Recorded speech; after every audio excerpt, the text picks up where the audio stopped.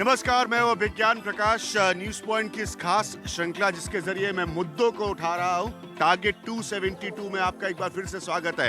ये भाटपुर गांव है सूरत से थोड़ी दूर पर हजीरा के इलाके में, जहां पर मैं आपको लेकर आया हूं। शुरुआत में आपको दो चीज बता दो, आप ये सोच रहे होंगे कि ये क्या मैंने गमछा पहन लिया है। यकीन मानिए, ये टीवी की नौटंकी नहीं है, ये बड़ा एयर कंडीशनिंग प्रदान करने वाला गमछा है। इसका कारण ये है कि यहाँ 40 डिग्री से ज़्यादा का तापमान है, भयंकर गर्मी है यहाँ पर, और लोगों का जो जनजीवन है उसकी कहानी में हिंदुस्तान में जो तरक्की की बहस होती है, ग्रोथ की बहस होती है, इंडस्ट्रियलाइजेशन औद्योगिकरण की बहस होती है, उससे जोड़कर मैं आपको यहाँ की तस्वीर बताऊंगा।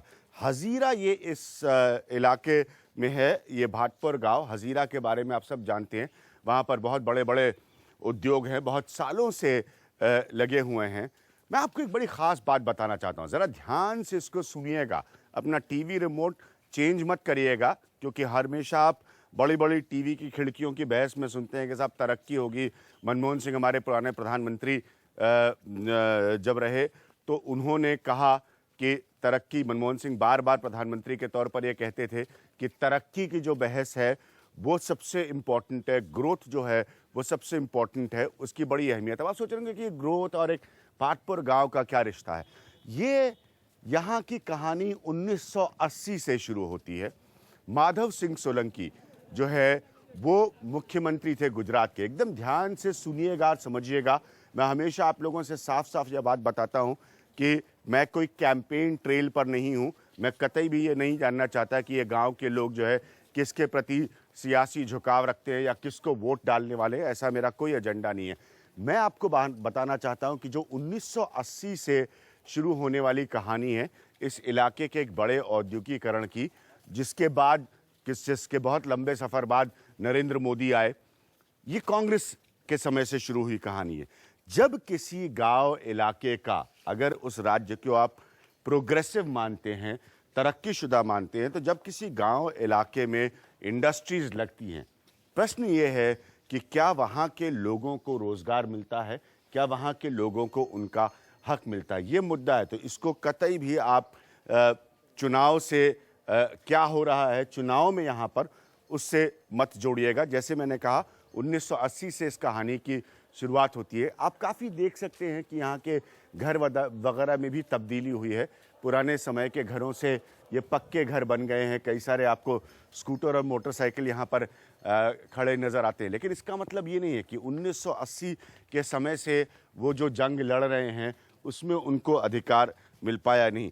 भारत का जो इंडस्ट्रियल वर्ग है, जिसे हम अंग्रेज़ी में कॉरपोरेट कहते हैं, वो भी ये दलील देता है कि अगर वो काम ना दे, अगर वो रोज़गार ना पैदा करे, अगर वो तरक्की की तरफ ना जाए, तो कहाँ से रोज़गार मिल पाएगा। तो ये दोनों के बीच में मैं कोशिश करूँगा कि इस गांव के ज़रिए एक संतुलित बहस को हम समझ पाए। तो समझिए इस बात को कि ये बड़े नीतिगत जो मसले हैं ये सबकी घोषणा पत्र में आते हैं।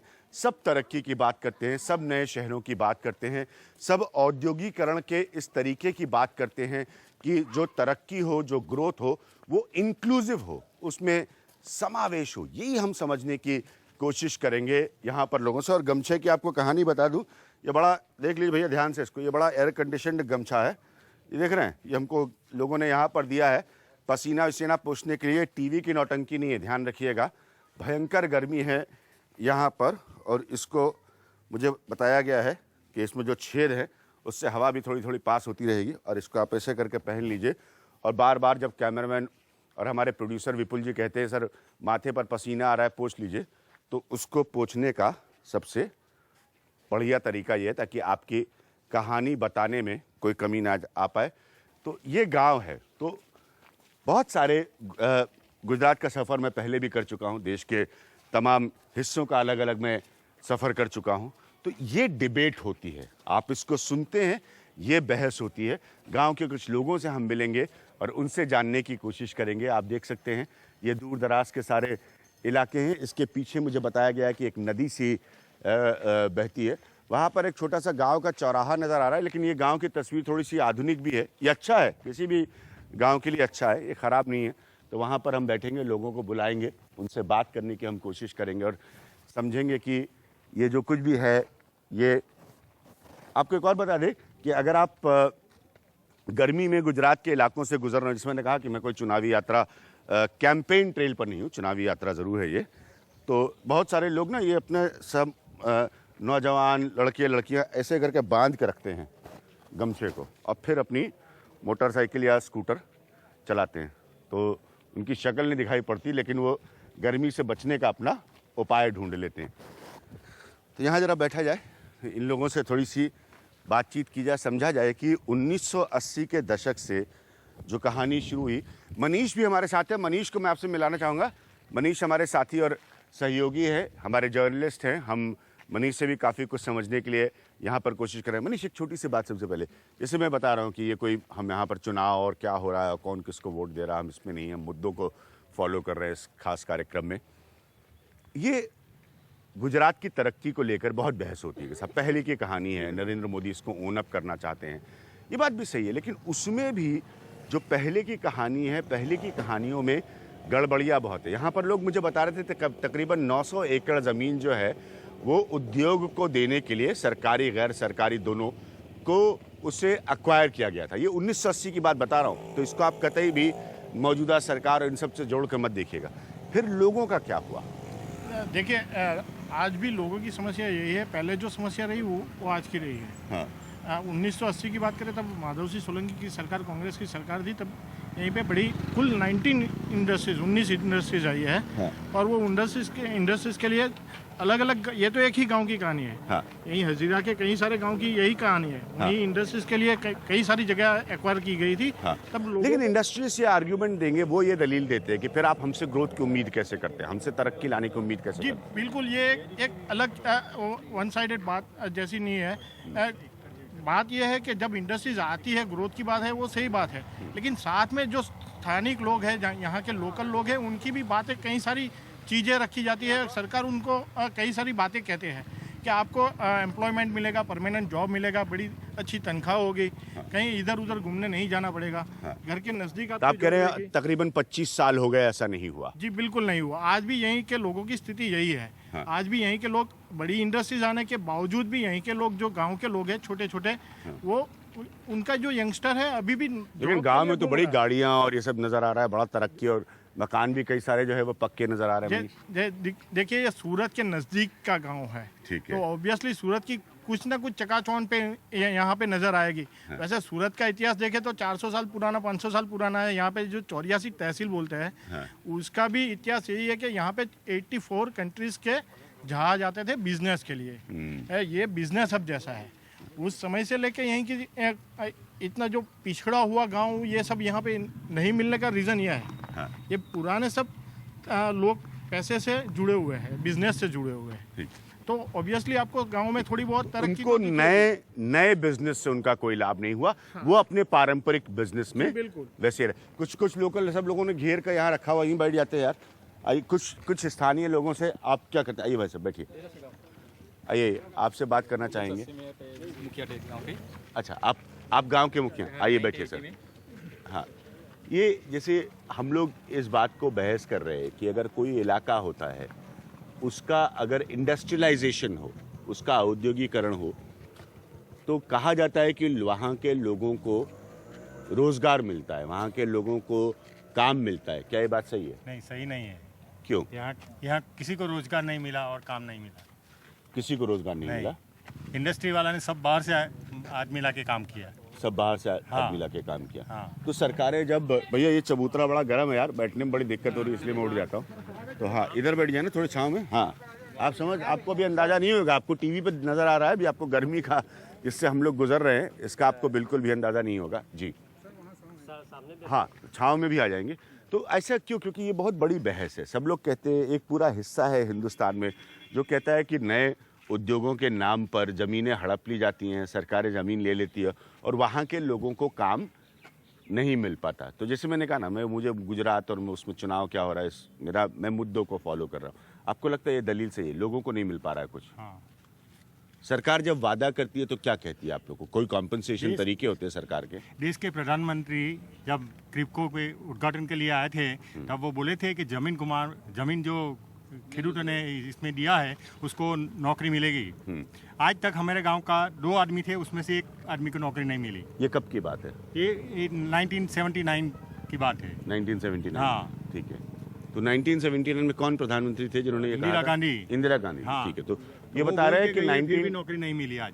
तो ये बता रही कि इंदिरा गांधी जो हैं वो इनको वादा करके गई थी कि जब यहाँ पर औद्योगिकरण होगा जमीन क्रिप्को के लिए क्रिप्को में जिसकी जमीन गई है हाँ। उसको नौकरी मिलेगा। उसको नौकरी मिलेगा। हाँ। तो ये इंदिरा गांधी ने कहा था। अब तो सोनिया गांधी और राजीव गांधी के बाद अब तो राहुल गांधी का समय आ गया है। तो अब आप सोचिए कि ये जो यहाँ के मुखिया हैं हमारे साथ गांव के, वो क्या बताने की कोशिश कर रहे हैं। तो ये सरकारी जो मैं आपको जो बार बार समझा रहा हूँ पॉलिटिकल इकोनॉमी जैसे विषय के माध्यम से, कि सरकार की जो नीतियाँ होती है उनका कितना असर। फिर आप लोगों ने बार बार अगर सरकारों को कहा कि भाई हमें काम नहीं मिला, आप लोगों ने वादा किया था, इंदिरा गांधी के समय का वादा था, तो सरकारों से जवाब क्या मिला? नहीं, वो कंपनी वाले बोलते हैं कि अभी वैकेंसी नहीं है तो क्या करेंगे हम। कंपनी वाले बोलते हैं दूसरी बार आपको ले लेंगे। दूसरी बार। हाँ। तो वो दूसरी बार लेते दूसरी बार 25 तीसरी साल बार हो गए। अभी लिया नहीं है, अभी तक नहीं लिया किसी को। आज 20 साल हो गया है। हाँ। आज 20 साल हो आज गया। 20 साल हो गया है। 97 की बात कर रहा हूँ मैं, ये तो तब 80 से की बात बात, कर रहा हूँ। 1980 की बात क्रिप्को की बात है। तो हाँ, तो अभी 20 साल से अभी हमारे गांव में ऐसे ही 2012 में हमने स्ट्राइक किया था कोइन जैसे के सामने। तो हम लोग क्या 20 साल से वहाँ काम करते हैं लैंड लूजर से। तो हमारे रेगुलर के लिए डिमांड किया था और 3 महीने स्ट्राइक किया, फिर भी हमको कुछ रिटर्न कुछ मिला नहीं, कुछ भी नहीं मिला हमको। आपने ओएनजीसी के सामने 3 महीने की 3 महीने स्ट्राइक किया बाहर हमने। साथ मिला के उसने काम करवाया, लेकिन हम लोग को नहीं किया। स्ट्राइक टूटवा दी हमारी पूरी। हाँ। उसने सब मोनोपोली करके अपना जो भी है वो करके, मतलब स्ट्राइक पूरी टूटवा दी, हम लोग की एकता टूटवा दी और अपना काम चालू रखा। तो अब देखिए एक और चीज़ मैं आपको जो समझा रहा हूँ यहाँ के इस गांव के चौराहे पर बैठकर, दूसरी बात जो मैं आपको बताना चाह रहा हूँ वो ये है कि जो एक फर्क हो गया गैर सरकारी संस्थान, निजी क्षेत्र, यानी कि नॉन गवर्नमेंटल प्राइवेट सेक्टर, एक हो गया सेमी सरकारी यानी कि आधा जो सरकार के साथ चलते हैं, एक आप सब जानते हैं पब्लिक सेक्टर एंटरप्राइज होती है जो जिसे हम सार्वजनिक कार्य क्षेत्र में जोड़कर चलते हैं। सवाल ये उठता है कि जब सरकारें ज़मीन का अधिग्रहण करती हैं तो सरकारों के लिए ये बहुत महत्वपूर्ण है कि जो सरकार से जुड़े संस्थान हैं या नए उद्योग लग रहे हैं उसमें लोगों को रोजगार, अगर सरकार वादा कर रही है, सरकार प्रॉमिस कर रही है, तो उसमें लोगों को रोजगार मिले। हम इसी पॉइंट पर ले रहे हैं यहाँ पर एक छोटा सा ब्रेक। आप कहीं मत जाइएगा। ये गांव के जरिए जो मैंने कहा औद्योगिकरण की जो बहस होती है और उसको तरक्की से उस बहस को जोड़ा जाता है, उसकी कहानी मैं समझाने की कोशिश कर रहा हूँ। ये कोई नरेंद्र मोदी के राज्य की कहानी नहीं है। ये 1980 से, जैसा आपने बताया कि इंदिरा गांधी के वादों से शुरू होने वाली कहानी है और लोगों को क्या मिला उसको जानने की कहानी है। ब्रेक के बाद जब हम वापस आएंगे तो इनसे पूछेंगे कि अभी ये शिकायत कर रहे हैं कि आप लोगों ने 2012 में आंदोलन किया जी, तो ये तो सरकारी और सरकार से जुड़े हुए संस्थानों की बात कर रहे हैं। जो गैर सरकारी संस्थान होते हैं उनकी क्या तस्वीर होती है? सरकारों से अधिग्रहण करके ज़मीन का उनको भी दिया जाता है। ये एक बड़ी व्यापक बहस है इस मुल्क की। ज़रा सुनिएगा और कहीं मत जाइएगा। मैं वापस आ रहा हूँ एक छोटे से ब्रेक के बाद।